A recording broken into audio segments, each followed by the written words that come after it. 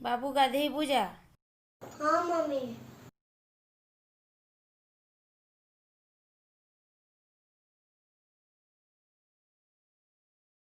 गाधेइलु कि खाइबा बाढ़ी जाऊची मम्मी।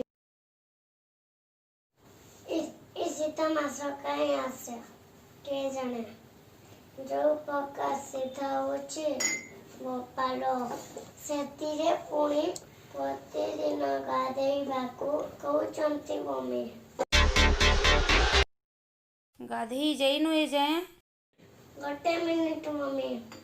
बाध्य गाधेइबाकू पड़िबो जा लागुची हो जाए।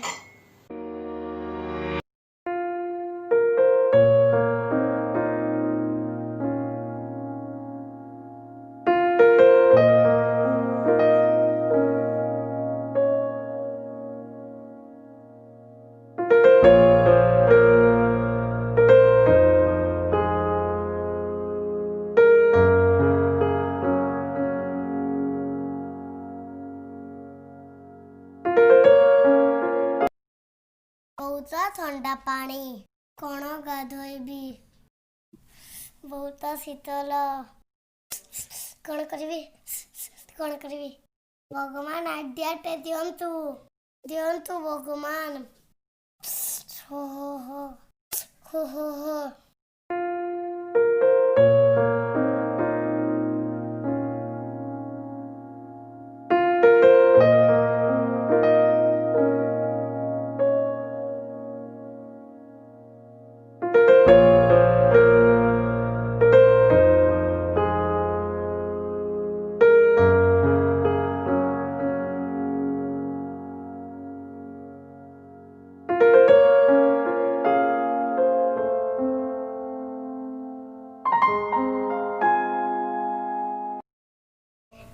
मणियाटे मिली गला तो मुह टिके धोई दिली और चुटी रे पानी टिके बाड़ी देली और गाधेइबा पई बारंबार मुझे कहबानी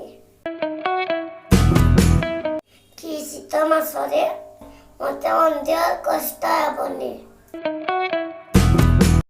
मम्मी कौन जानी पारिबे जे मु बाथरूम को जाई मुह धोईकी चुटी रे पानी बाड़ीकी पले आसुचे।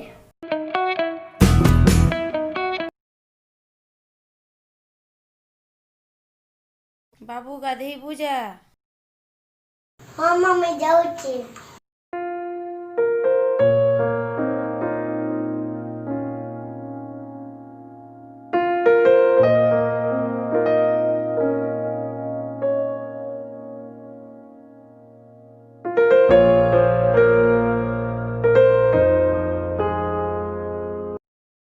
आज कौन थरे को बाथरूम पलेला गाधेइबाकू आगरू 10 थर कहला परे जाउथिला।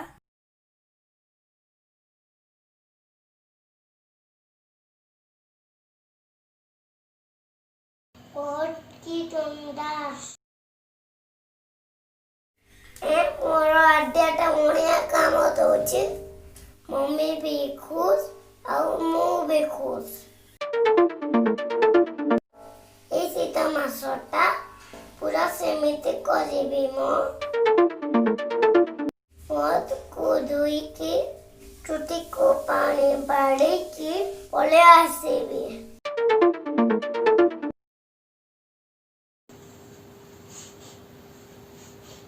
कौन खाकोटा गंधुची गाधोनी सेति पाई की ताले मम्मी तो जानी पकेइबे कौन करिबी आडिया।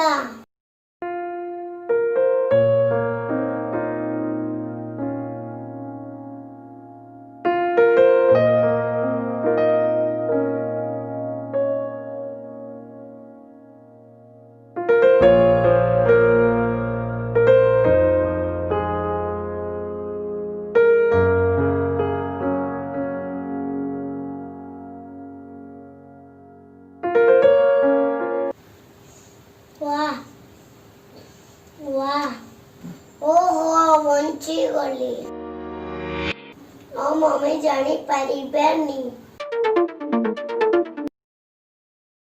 ମମି ମୋ ପେଟ କାମୁଡୁଛି ମୋ।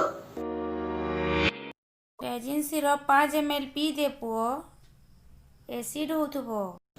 Okay mummy.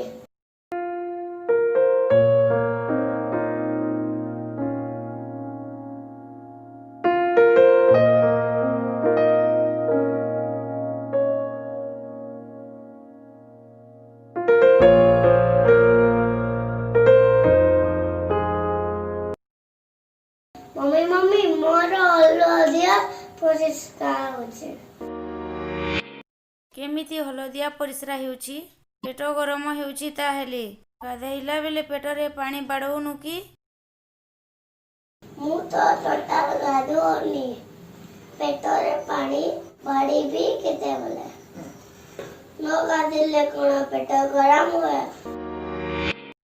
ହଳଦିଆ ପରିସ୍ରା ହୁଏ।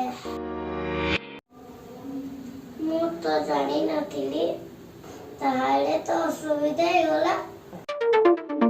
ମୁଁ ଶୁଣିଥିଲି ହଳଦିଆ ପରିସ୍ରା ହେଲେ କଣ ଜଣ୍ଡିସ୍ ର ଲକ୍ଷଣ ଥାଏ। କଣ କରିବି? ଯଦି କଣ ବଡ଼ ରୋଗ ହେଇଯାଏ ମୁଁ ତ ମରିଯିବି। ଆଉ ଲୁଚେଇ ହେବନି। ନା ଲୁଚେଇ ହେବନି। ମମିକୁ ସତ କଥା କହିବାକୁ ପଡ଼ିବ। ମମି ମୋର ଗୋଟେ ଭୁଲ ହେଇଯାଇଛି ମୋ। କଣ ହେଲା ପୁଅ? ମମି ଗାଳି ଦେବନି ପ୍ଲିଜ ମମି।